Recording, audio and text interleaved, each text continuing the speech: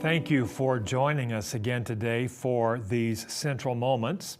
As we move forward through James chapter 5, today we're going to be considering verses 7 through 11, and the topic that James treats today is patience. Quite a transition from those rather straightforward words from the first 6 verses, don't you think?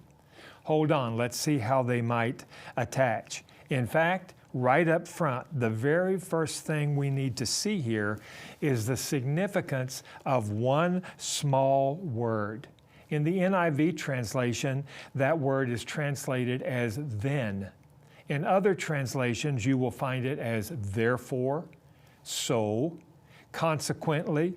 These things being like this, all of these usages referring back to the previous 6 verses. So we're going to see how James attaches the topic of patience to that first topic of wealth.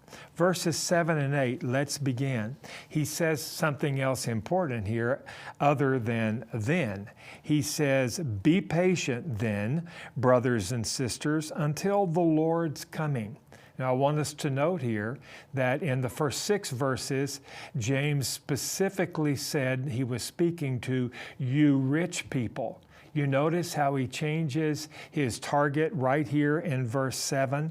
"Be patient then, brothers and sisters, until the Lord's coming."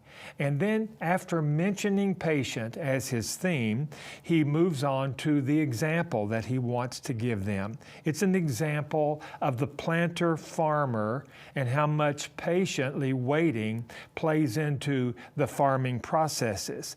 He says this, "See how the farmer waits for the land to yield its valuable crop, patiently waiting for the autumn and spring rains. You too, be patient and stand firm, because the Lord's coming is near." Now keep in mind that he is still referring back to the oppressive rich that has been a menace to these people all along. He's telling them in the manner of the farmer-planter, we need to be patient and stand firm. Take note here that in light of the oppression that they have been under, he is not telling them that they should compete with riches and wealth, nor should they get drawn into that game. He does not tell them to focus their energy and time on fighting against that oppression either. He does not tell them either to quit. He doesn't say to them, they've won, the power of riches cannot be overcome. No, he does not say that. He has a fourth alternative. He tells them, choose the route of patience. James says giving in to the world won't work, and attacking the world won't work either. So be patient. The middle ground of patience. Also, in light of the fact that the Lord's coming is near. I would say 2 or 3 things to us this morning about patience. Number 1, patience contributes to the maturity and completeness of our spiritual walk.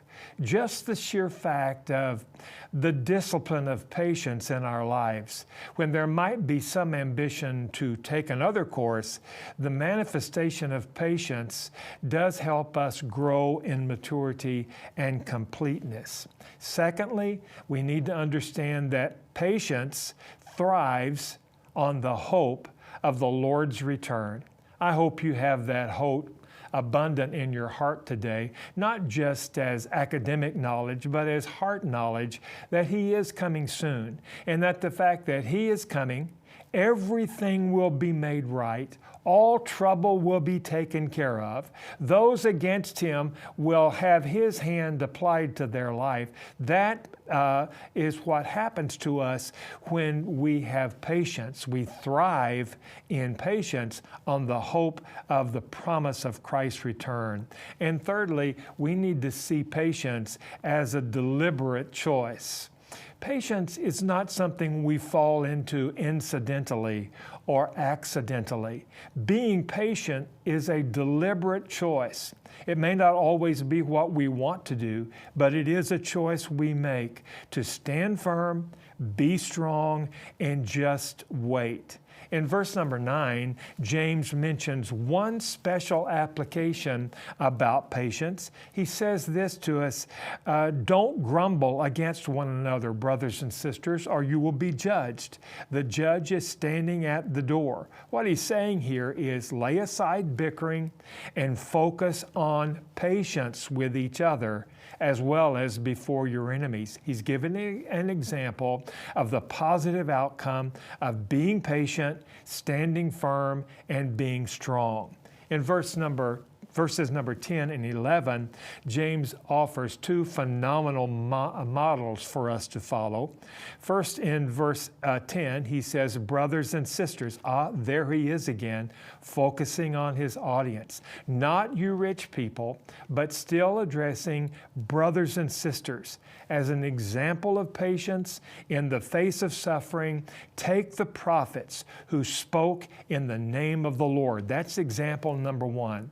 How faithful the prophets of old were to stick with their message, to believe in their message, to focus on their message, to not be turned aside, to not be drawn into diversions, but to recognize their calling and patiently pursue that calling of declaring the message of the Lord. And then the second example comes in verse number 11. As you know, we count as blessed those who have persevered.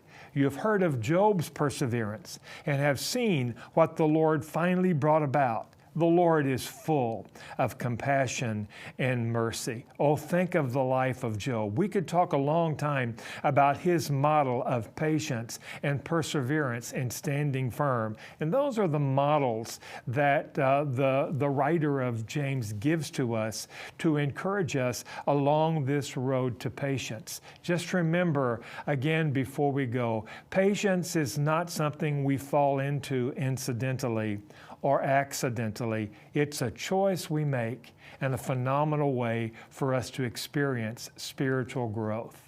Now, Father, every one of us today, we want to grow in you. We want to become more like you. We want to walk in the footsteps you lay out before us. And by the help of the writer James, we hear this admonition to patience, O Lord. Help us to be patient, O Lord. Help us in times when we could do otherwise to intentionally make the decision and make the choice to be patient for your glory, our growth, and the good of everyone involved. Amen.